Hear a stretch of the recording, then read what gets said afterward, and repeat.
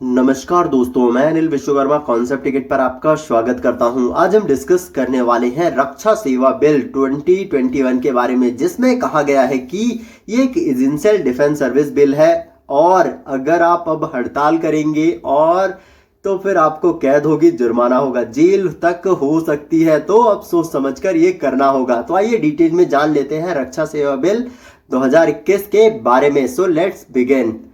लोकसभा ने 3 अगस्त को जो एजेंशियल डिफेंस सर्विस बिल 2021 इसको पास कर दिया है, जो कि जून में जारी किए गए जो अध्यादेश थे उसको एक ये बदलने का बेसिकली प्रयास करता है, जिसमें जो केंद्र सरकार है उसने जो एजेंशियल डिफेंस सर्विसेज में एजेंशियल क्या है, एजेंशियल वो है जो कि जैसे ऑर्डिनेंस फैक्ट्री का आपने नाम सुना होगा, वो एक एजेंशियल डिफेंस सर्विसेज है, जिसमें डिफेंस सर्विसेज से आप समझ पा रहे हैं कि वो डिफेंस के लिए कुछ सामान बनाते होंगे, इसलिए वो बहुत ज़्यादा इंपॉर्टेंस है उनकी।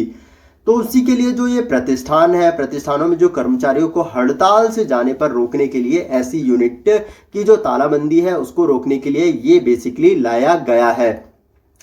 और एजेंशियल डिफेंस सर्विसेज एक्चुअल में क्या है, तो एजेंशियल डिफेंस सर्विसेज में डिफेंस रिलेटेड पर्पस के लिए जो भी आवश्यक वस्तुओं का या उपकरणों का प्रोडक्शन किया जाता है, जैसे गोला बारूद वगैरह, या फिर आर्मी पर्सन्स की किट भी वहाँ तैयार की जाती है, उनकी डेली यूजेस के सामान भी वहाँ तैयार किए जाते हैं।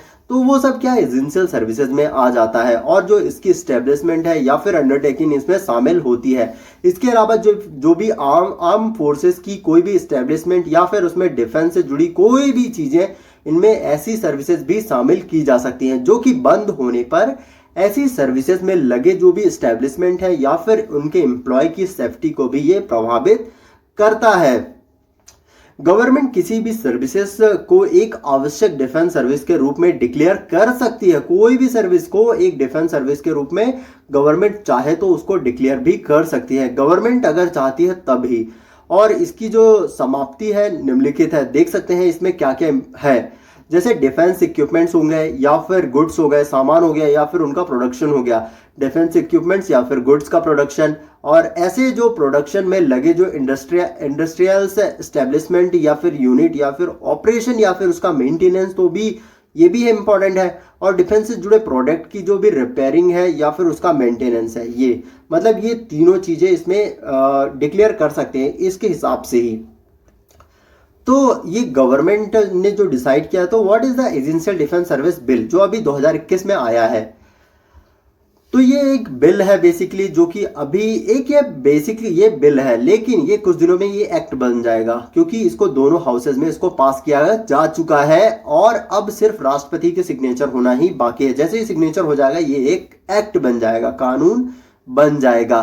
तो जो एजेंशियल डिफेंस सर्विसेज के मेंटेनेंस के लिए प्रदान करने के लिए, ताकि राष्ट्र की जो सुरक्षा है वो बड़े पैमाने पर जनता के जीवन और संपत्ति को सुरक्षित किया जा सके, और इससे जो भी जुड़े हुए मामले हैं वो बहुत ही प्रासंगिक होते हैं, क्योंकि सुरक्षा जहां पर शब्द आ जाता है मतलब वहां पर हम चीजों को ये नहीं देखते कि वहां बेनिफिट हो रहा है कि नहीं, वहां सिर्फ सुरक्षा ही होना चाहिए, और ये बहुत ही अनिवार्य रूप से है। और इस बिल का जो उद्देश्य है वो गवर्नमेंट की ऑन करी हुई जो भी ऑर्डिनेंस फैक्ट्री के कर्मचारियों को हड़ताल पर जाने से रोकना है बेसिकली, क्योंकि सबसे ज्यादा डिफेंस रिलेटेड अगर सामान इक्विपमेंट्स कोई बनाता है इंडिया में तो वो सिर्फ ऑर्डिनेंस फैक्ट्री बोर्ड ही है।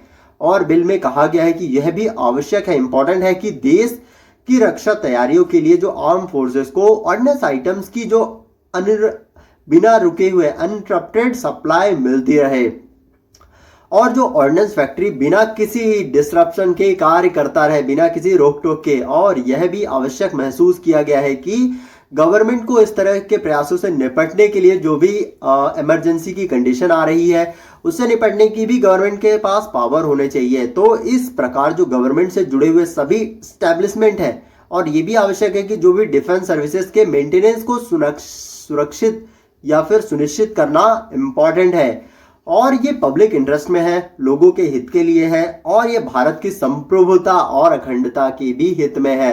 तो इसकी स्टेट की सिक्योरिटी या फिर डिसेंसी और मोरालिटी की भी बहुत ज़्यादा इंपॉर्टेंस हो जाती है। तो यहाँ पर अगर कोई करता है, ये हड़ताल पर जाता है, इसके लिए पनिशमेंट भी है, और अगर कोई इलीगल लॉकआउट करता है या फिर ले ऑफ करता है या फिर स्ट्राइक करता है तो सभी के लिए तो पनिशमेंट यहाँ पर बना दी गई है। तो बिल के अनुसार जो भी गवर्नमेंट या फिर एजेंशियल डिफेंस सर्विसेज में लगी यूनिट्स पर अगर हड़ताल होती है, तालाबंदी होती है या फिर छटनी होती है तो उस पर भी रोक लगा दी गई है। बिना गवर्नमेंट से पूछे आप कुछ भी नहीं कर सकते हो।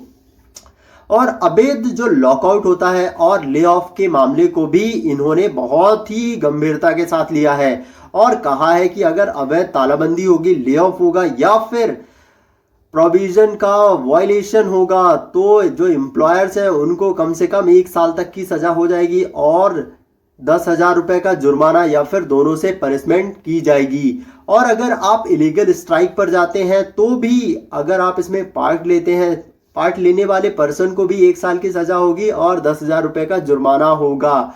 और इसके अलावा जो पर्सन इलीगल स्ट्राइक को जारी रखने के लिए सपोर्ट देते हैं, जैसे कि आप यहाँ पर काम करिए, जैसे हम फंड वगैरह हम प्रोवाइड कराएंगे, तो उस कंडीशन में भी उसको 2 साल की कैद होगी और 15,000 रुपए का जुर्माना होगा अगर जानबूझकर आपने ऐसा कुछ किया तो। और ऐसा एम्प्लॉय की जो सर्विस की जो कंडीशन है, टर्म्स है और उसके अनुसार जो भी डिसमिसल है, डिसिप्लिनरी एक्शन है, उसके लिए भी ये बहुत ज्यादा उत्तरदायी होंगे। और ऐसे मामलों में जो कंसर्न अथॉरिटीज है और विदाउट एनी इंक्वायरी के एम्प्लॉय को बर्खास्त करने या फिर हटाने की भी अनुमति दे देती थी, वो भी अब ऐसा नहीं कर पाएंगे। और ऐसी इंक्वायरी करना रीजनेबल है, वही कर सकते हैं सिर्फ। और who will be impacted by the essential defence service, किसको ये इम्पैक्ट होगा। और इससे पहले जो गवर्नमेंट ने ऑर्डिनेंस फैक्ट्री बोर्ड के जो कॉर्पोरेटाइजेशन की घोषणा की थी, उसी को लेकर ये बेसिकली सारा मामला है, क्योंकि उसी को लेकर कुछ दिनों पहले एक पत्र लिखा गया था गवर्नमेंट को कि हम हड़ताल पर जाएंगे, अब डिफेंस का प्रोडक्शन का काम एकदम से रोक देंगे। तो उसी को ही मद्देनजर रखते हुए गवर्नमेंट ये बिल लेकर आई है। और जो फिर directly department of defence production के जो अधीन था और गवर्नमेंट का एक अंग के रूप में पहले ये काम करता था, लेकिन अब इसको डिवाइड कर दिया गया है। पहले 41 ऑर्डिनेंस फैक्ट्री बोर्ड थे, उनको 7 कंपनीज में डिवाइड कर दिया जाएगा जो कि गवर्नमेंट के ही अंडर रहेंगे, लेकिन उसको अब ऑर्डिनेंस फैक्ट्री के नाम से कुछ दिनों बाद नहीं जाना जाएगा। तो ऑर्डिनेंस फैक्ट्री बोर्ड, जैसे मैंने बताया कि ये पहले जो थे 41 फैक्ट्रीज के नाम पर थे, लेकिन अब इनको new defence public sector undertaking कहा जाएगा, जिसमें इनको 7 एंटिटीज में डिवाइड कर दिया जाएगा। तो नवनिर्मित जो गवर्नमेंट होंगी उनके लिए जो ये गवर्नमेंट का जो यहाँ पर स्वायत्त होगा वो 100% होगा। और इन उद्देश्यों के जो फैक्ट्री की जो एफिशिएंसी है और अकाउंटेबिलिटी है, इसमें सुधार करना है, इसलिए गवर्नमेंट ये स्टेप ले रही है, ऐसा गवर्नमेंट ऑफ इंडिया का कहना है। तो ये था आज का लेक्चर। अगर आपको पसंद आया तो आप इसको लाइक करें, शेयर करें, सब्सक्राइब करें एंड रेगुलर अपडेट के लिए बेल आइकन प्रेस कर दें। अगर आपको इस लेक्चर का PDF चाहिए तो आप मुझे टेलीग्राम पर फॉलो कर सकते हैं। रेगुलर अपडेट के लिए इंस्टाग्राम एंड फेसबुक पर भी आप मुझे फॉलो कर सकते हैं। तो thanks for watching concept ticket. आपका दिन शुभ हो।